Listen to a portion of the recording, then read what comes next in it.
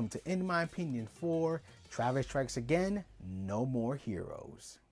Taking place sometime after No More Heroes 2, Travis Touchdown has settled in the woods in a trailer to relax and game. This is when Badman, the father of Bad Girl who Travis killed years ago, comes for revenge. During their scuffle, Badman's death ball reacts to Travis' console, the Death Drive 2, and it sucks them in. While playing the first game, they both find out that gathering all 6 death balls will grant any wish. So they decide to form a truce as Badman wants to revive his daughter, and Travis, being a gamer and loving combat, wants to take up the challenge. The story itself ain't bad and is rather entertaining with some of the comical dialogue and how weird it can get. The characters themselves can be vulgar and pretty damn violent, but some do have some sense of honor when it comes to battle, like Travis. Though you do have the opposite spectrum of that with someone like Bad Girl who wants to drop F-bombs like mad and kill. All of this makes it fun to watch them.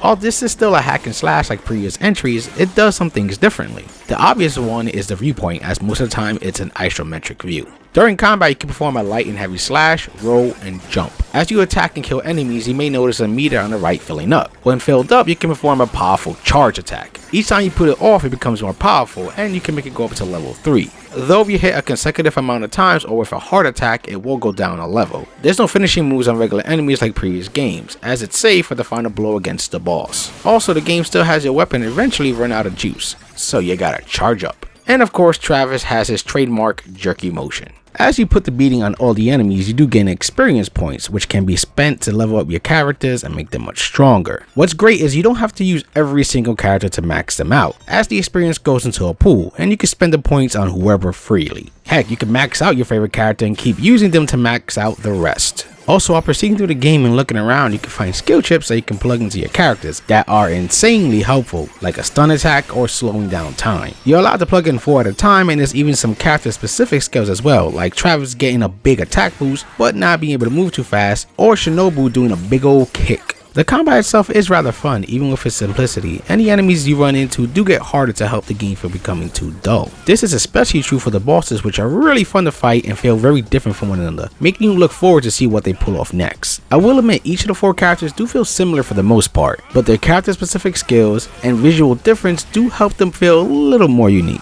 Speaking of the characters, you only get to use Shinobu and Bad Girl when you're done with the game, though you can replay each stage with them if you want to, or do a new game plus which lets you use them off the bat, and with all their stats you leveled up. The game also seems pretty fair, since while you only start with 3 continues, you can gain some more from boxes laying around the map, and even if you lose all of them, you don't start from square one, as all that happens is the game spits you out and you can go back and pick the last toilet checkpoint you found. The game was set to celebrate the indie game scene, which it kinda does, as while a big part of it is you slicing and dicing, there is some elements of indiness in it. There's figuring out puzzles, racing, platforming, and a little more, which in turn helps the stages feel unique from one another. However, since we are talking about the stages, there is one that overstood its welcome, and that was the stage before the final one. It kept going for far too long, and it was indeed in need of some trimming. Not for the PS4 version of the game, I'm sure you're wondering if they added any online co-op, and the answer is sadly a big fat no. This is a huge disappointment, as couch co-op just isn't enough these days, especially since I'm guessing most people's friends are not in close proximity. The game is still fun by yourself, but an online co-op function would have upped the enjoyment.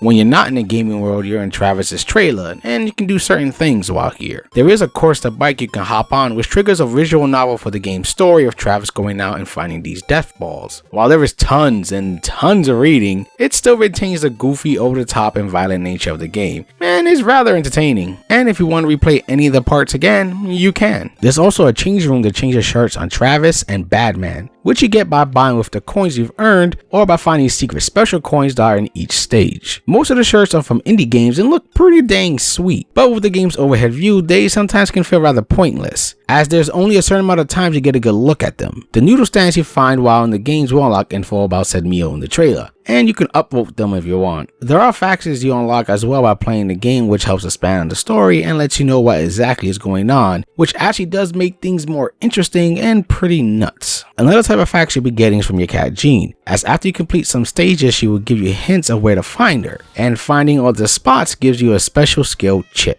Lastly, one of the things I found pretty dang awesome is before you head into the game, you're able to read what is basically a video game magazine, which gives you the story description of the game, the gameplay, maybe something on its main character or villain, and a score for parts of the game. There's even cheat codes in the magazines which shows you certain spots in the stages where it can be activated, letting you get full health or some bonus enemy to kill. The one thing that's annoying is the inputs kind of tricked me, as I thought they were directional inputs. But no, you need to use the other buttons. And don't worry if it doesn't work at first, as it takes a few tries. This whole magazine bit really makes you feel like you're about to sit down and play a video game within a video game. If you're curious about the collectibles, the game thankfully lets you know what you're missing and where, so you don't have to worry about keeping track yourself. I gotta say, the game doesn't look that bad, and even though it's an overhead shot, we do get segments that give us a closer look at things. And the character models themselves are rather nice and detailed. They could have easily done it half-assed, since well, half the time it's hard to get a nice look at them. The camera itself is not a problem either, as you can make out everything, even when it's zoomed out at its max. The levels themselves are distinct from one another, so it never feels like they just got lazy and copy and pasted one after another. You can be at a neon street, mansion / jungle, inside a giant pinball machine, and more. What's also pretty cool is each stage has an intro that is a visual treat, like live action, and even one that harkens back to PS1 CG era graphics. The sound design also helps give the game a good feeling when you finally smash the bugs littered through the stage, making every final hit feel great.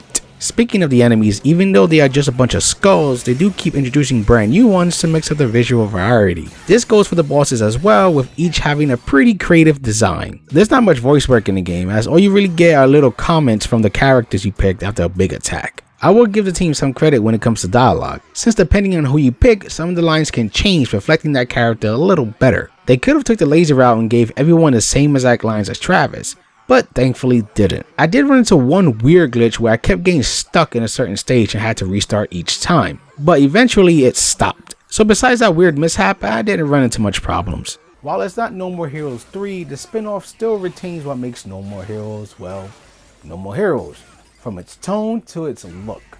It also has simple yet solid gameplay with enough visual diversity to keep you interested until the credits roll. Though I do wish the level I mentioned before was cut down a bit. Replay wise is collecting everything, and as I mentioned before, there is a new game plus if you want to run through the game on a higher difficulty with all your chips and stats.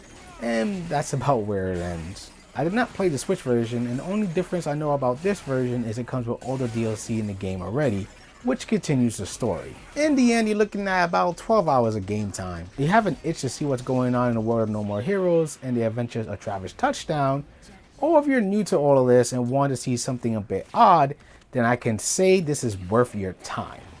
I hope you enjoy my thoughts on this game, and for gamer's sake, keep gaming.